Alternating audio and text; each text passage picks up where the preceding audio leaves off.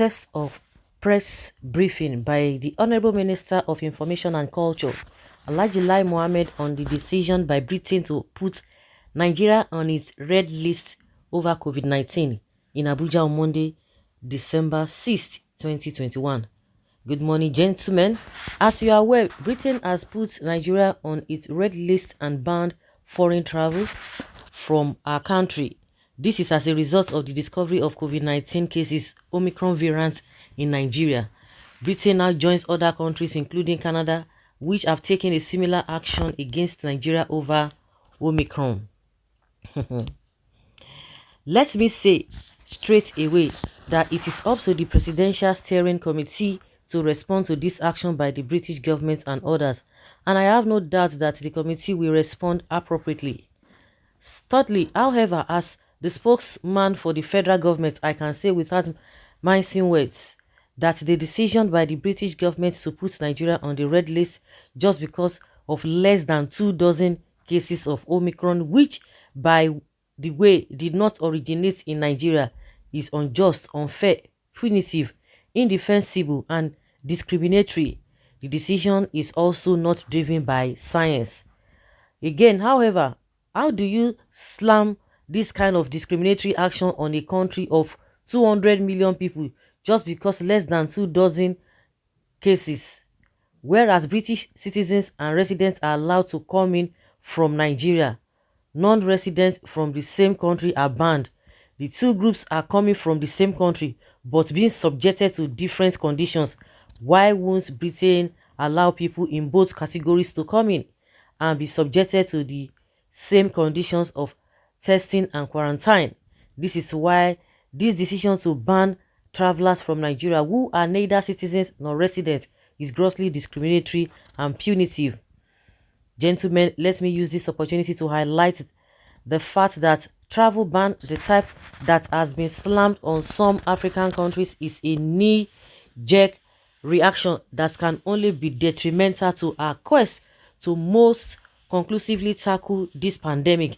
Instead of this reflex responses that are driven by fear rather than science, why can't the world take a serious look at the issue of access to vaccines and ensure that it is based on the principles grounded in the light of every human to enjoy the highest attainable standard of health without discrimination on the basis of race, religion, political belief, economic, or any other social condition?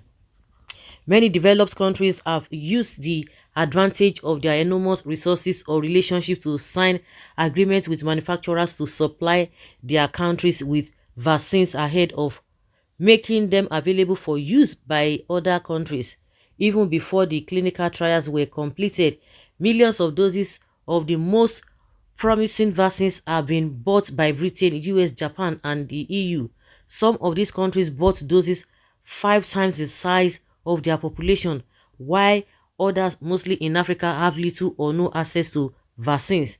This is the real issue to address instead of choosing the easy path of travel bans, which the UN Secretary General called travel apartheid.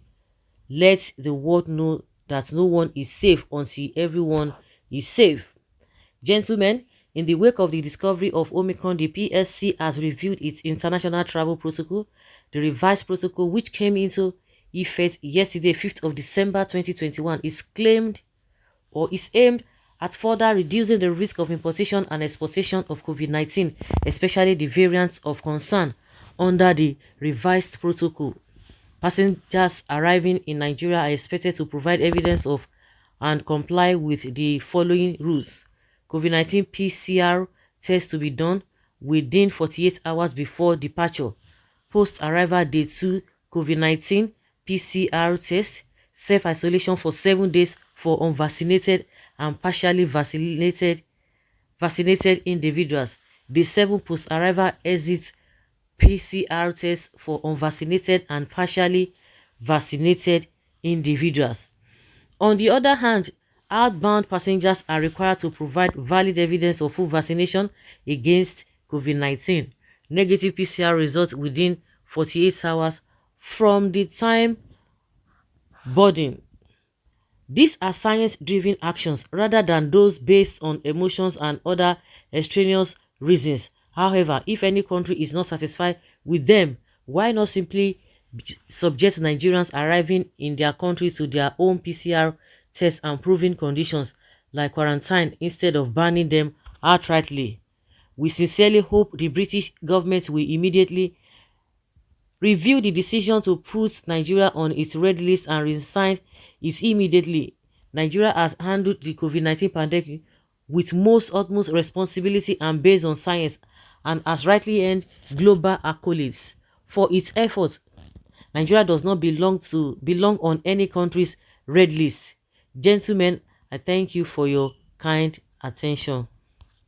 So Nigeria no get money. Why is it that we cannot produce our own? Why is it that because we don't believe in ourselves? Now you are I don't understand. Does it mean we don't have money? The question I want to ask, those people you said because they have resources and what have you, don't we have resources? The natural resources that we have in this country, do they have it over there?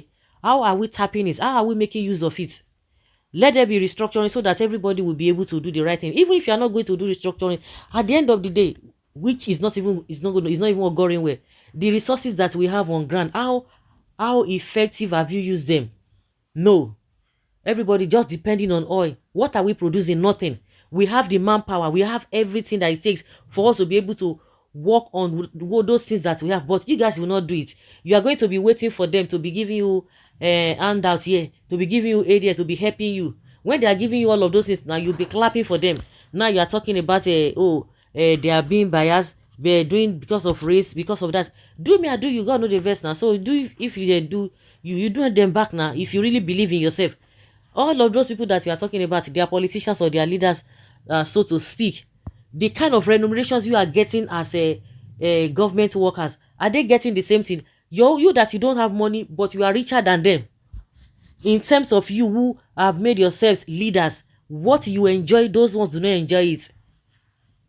They don't come. Even ordinary hospital, I don't understand. So does it mean we don't even have money to even build a befitting hospital in this country? But you can take your meager money and go and spend it in their own place, which is really expensive when you compare the exchange rates. And you don't have money, or you are poor. Your president is treating himself in their country, and you are poor. Do you know what it means? You are poor. We don't even have money to build a befitting hospital because you say you are poor, you don't have this thing. So does it mean you still need I don't know, do you need help? Do you know how much Buhari pays for his medical this thing on, at the expense of Nigeria? What before you even talk about logistics, because it's going to be affecting them now. So are you trying to tell us that you love Nigerians? That is why you are talking like this. These guys are funny, very, very funny. Because you are poor, if you want to collect money from them now, you don't be speaking all this language. If it is really affecting Nigerian people, the real Nigerian people, believe you me, these guys will not say anything. Believe me, because they will not say anything. They won't bother. So anybody that hears him now, they say, oh yeah, these people are really fighting for their people. How far is the standard of living of your people here, the living condition of your people in Nigeria? How far, how good it is, how effective it is? No, you don't bother about it.